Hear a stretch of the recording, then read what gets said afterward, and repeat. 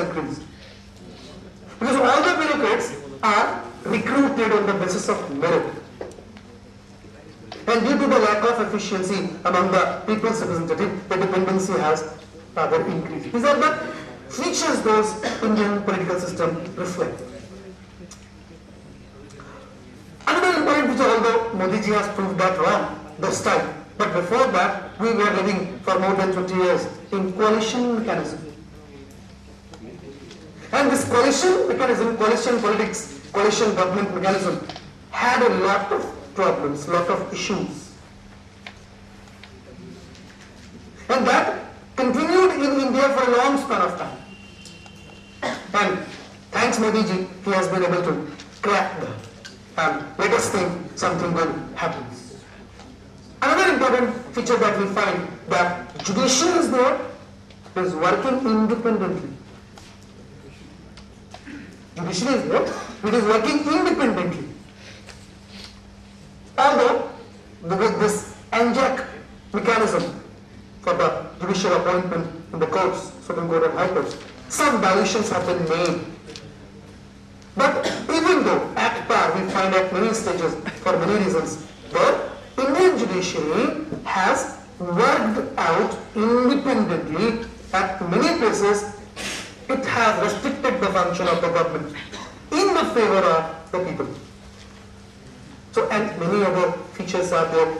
I was willing to share this one with you for this reason, that either as private concern or as public concern, whenever you are working in a system, you must know about the conditions wherein you have to work. And that we could be able to know through the features of Indian political system. So I have a question. Please.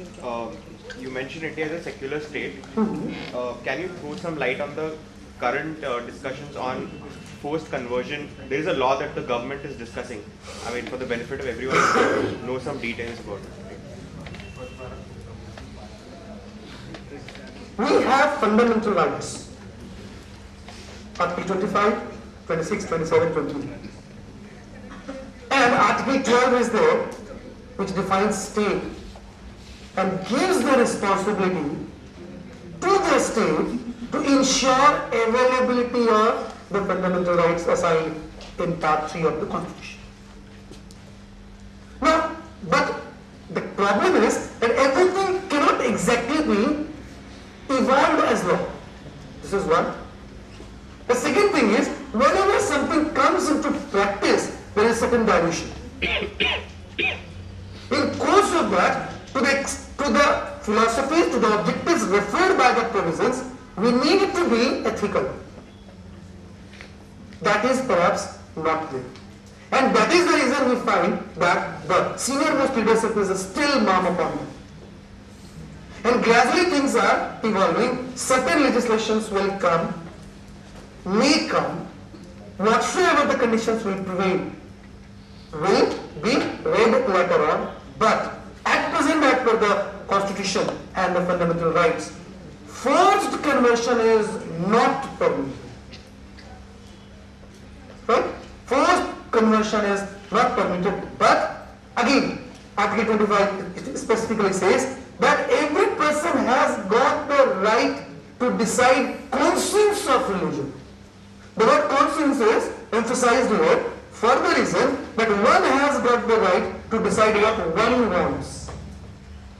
I may want to be from X religion. I have the right to convert to one, but voluntarily. Nobody can force it. Right? That is the condition. Now, lot of discussions on penny schemes are there and political systems are there. But nowhere it has yet been proved that whatsoever conversions have been made are forced.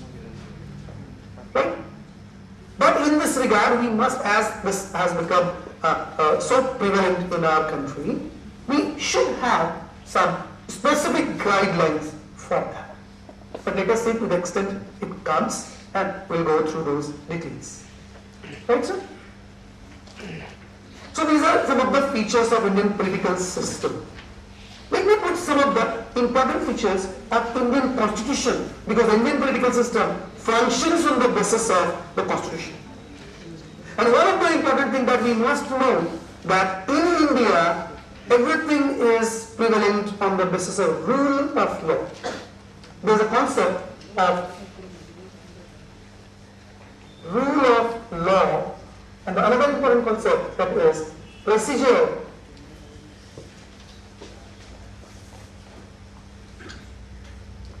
Established by law. Rule of law simply means that everything must be performed on the basis of law. Only law should prevail. So whatsoever have been assigned by the law will be implemented. So we find that we have got supremacy of constitution in India. Okay? Procedure established by law conveys that everything will be performed on the basis of the procedure, the process established by law.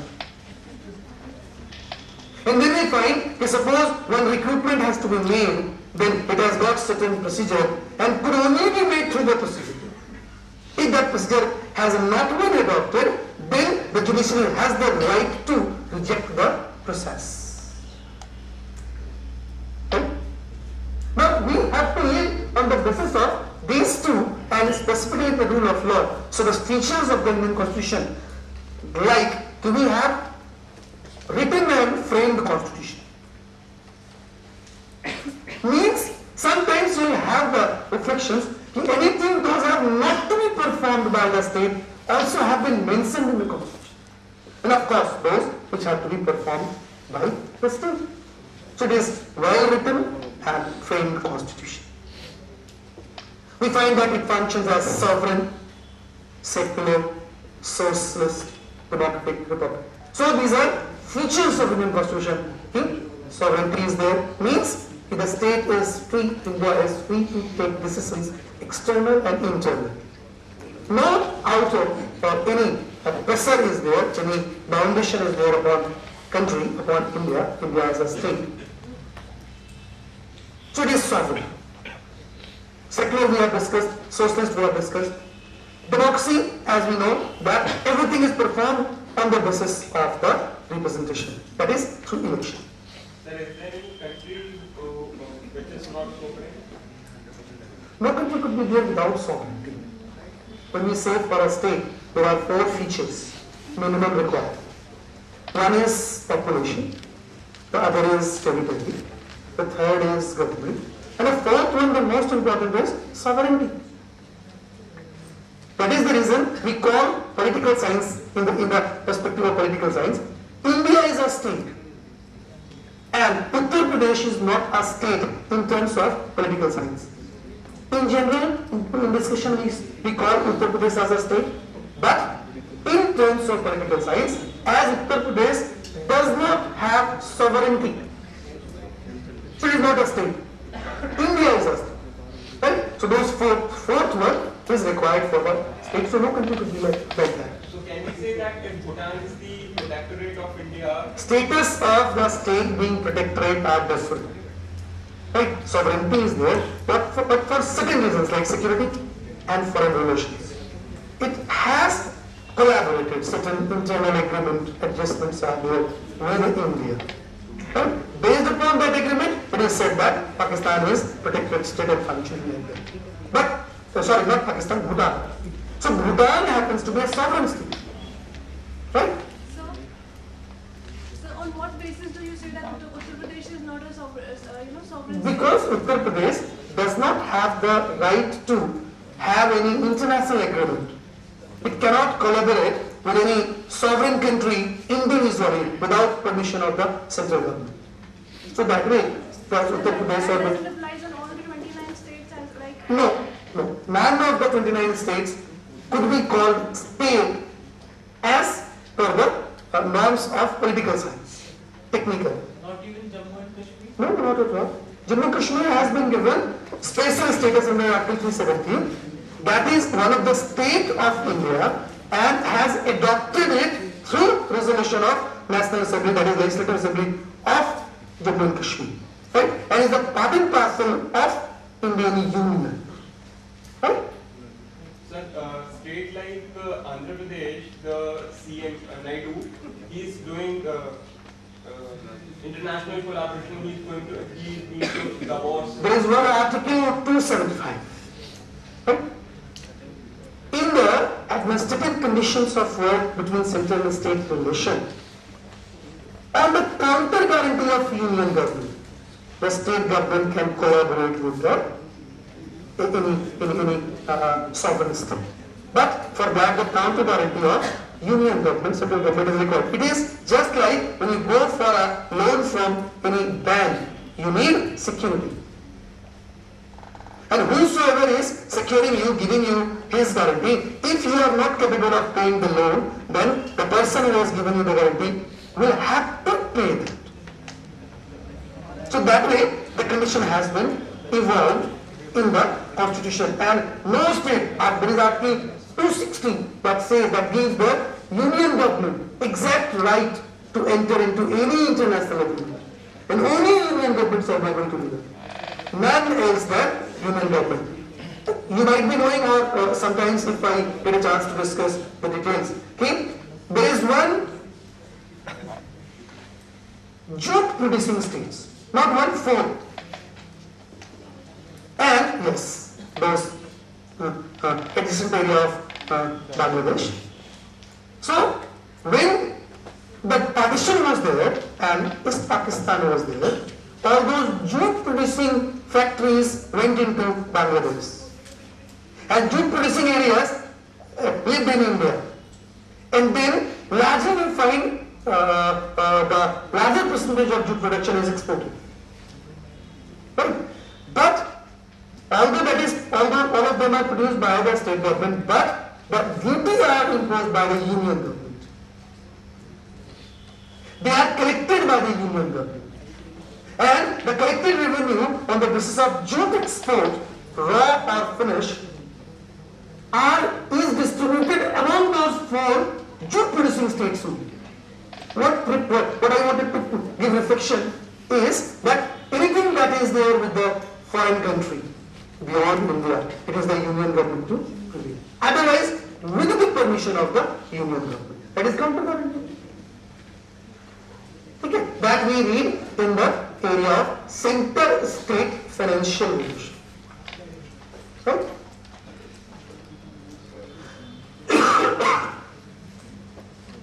But another important thing that we find as feature, there is rigidity and flexibility combined. Because when it comes a matter to amend the constitution, we have certain conditions, certain process with the help of which it is quite easy to change, amend, just by simple majority. But when it comes to the matter of changes in the constitution like NJEC was there, it needs to, such bills are required to be passed by special majority of both the houses separately in parliament, and that means the ratification of one more than 50% of the total number of states. It's a difficult process. So we have got both of flexibility and rigidity both. We have got single citizenship, we have got single constitution for all central and state. It is different from federal system of America. In America, there are different constitutions for all the 50 states. They are having their own state, own constitution. And the union government, the federal government has also got its own constitution. So that way we are different from American Federation, although we have adopted the federal conditions. Right? So these are some of the important features of Indian constitution. So there was this PIO cards offered to NRIs, like you said, it's a single. That is in citizenship chapter.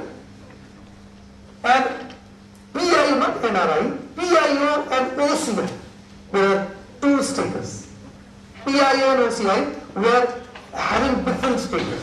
Now both of them have been made equal. Could you please elaborate a bit? Pardon?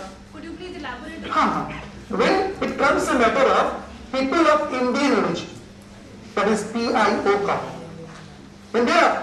some the OCI is there, that is overseas citizenship of India.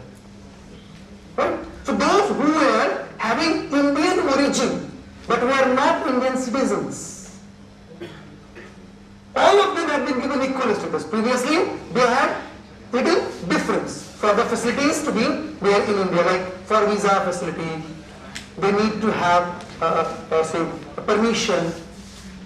If they extend beyond 6 months, then they need to go to intimate the local police for that and permission for that. Now, all of them have been made equal. So, little more facility have been given to them so that it could be made easier for their coming to India. The objective is to ensure inflow of foreign exchange. Because whosoever are living outside India, and they, if come to India, they will come with their currency, and that is going to increase the foreign exchange reserve of India. So in that perspective, it was there, and now it is getting gradually improved. Okay? So this is the constitutional and political system. In nutshell, I have tried to give you the details. Let us come to the today's condition.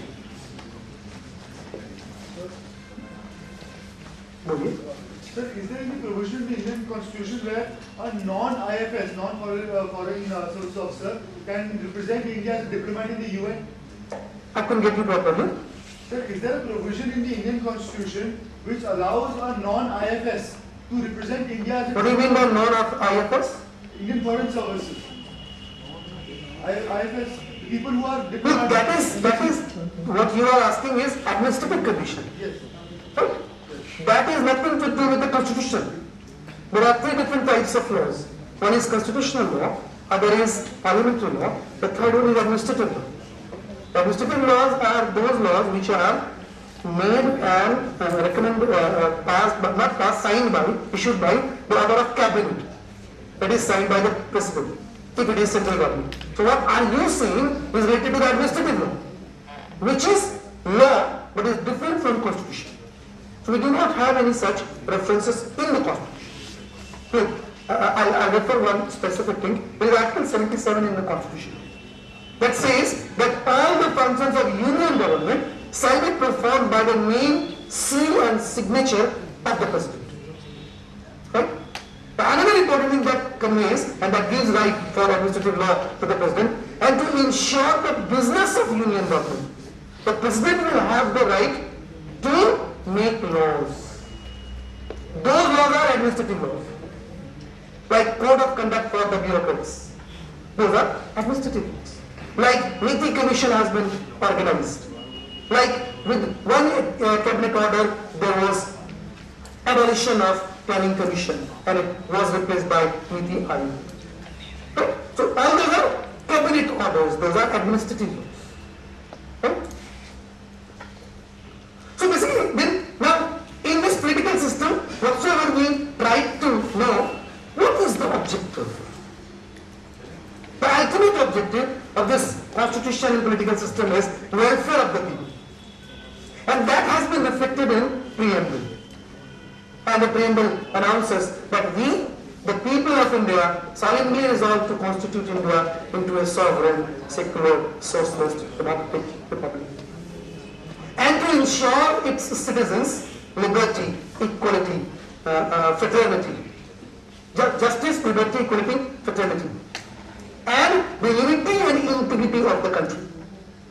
On this 26th November 1949, hereby we adopt, enact and give it to office.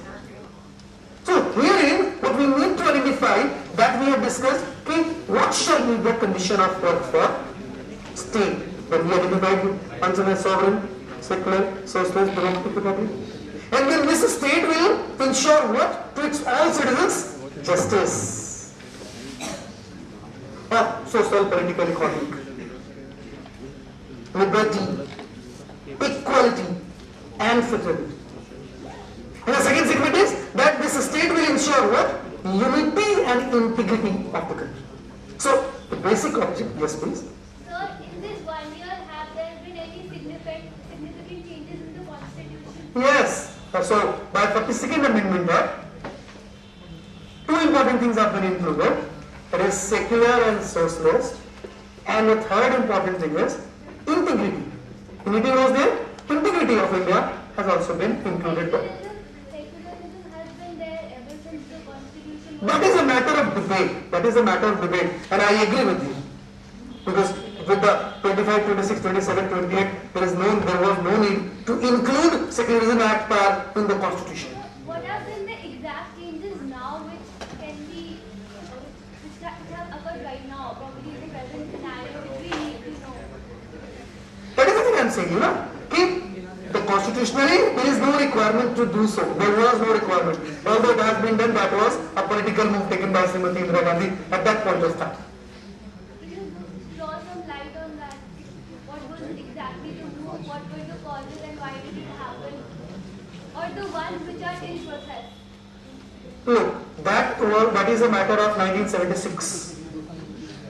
No, as of now, the current scenario. That has the current scenario that we were discussing for the forced conversion is the condition of secularism, wherein lot of things are being discussed, but no specific law is there as yet. It is being prepared. Lot of different segments are there suggesting for those. Secular condition is still prevailing. It has to work, and the government is bound to do that constitutionally. Because to ensure the availability of fundamental right is the responsibility of the state. Right? When it is a matter of word secularism being included, is a different chapter, different matter. That perhaps you are asking. The present scenario that we are discussing, you want to say something? You have started discussing in between. Do you want to say something in this regard? Huh. So that is a condition wherein laws are required to be prevailed. Yet those are specifically not there. Huh. So, what about Delhi? Delhi is not a complete state. Huh. So why is it? Look. That is the next topic that I was going to discuss. The territory of India is known as Union of India. And the Union of India has been put into two important categories of territorial divisions. States are there, so we are having 29 states, and thereafter union territories are there. Those which could not be exactly administered directly and could not be put in a defined segment like state, those have been put in the category of union territory, like Andaman Nicobar, like Lakshadweep. Delhi was basically capital territory. It has been converted into NCT. The reason is that it has the establishment of central government. So the security, safety of that is required to be given. So that has been put directly under control of union government. So that status has been given. And that is the reason that the law and order is the capacity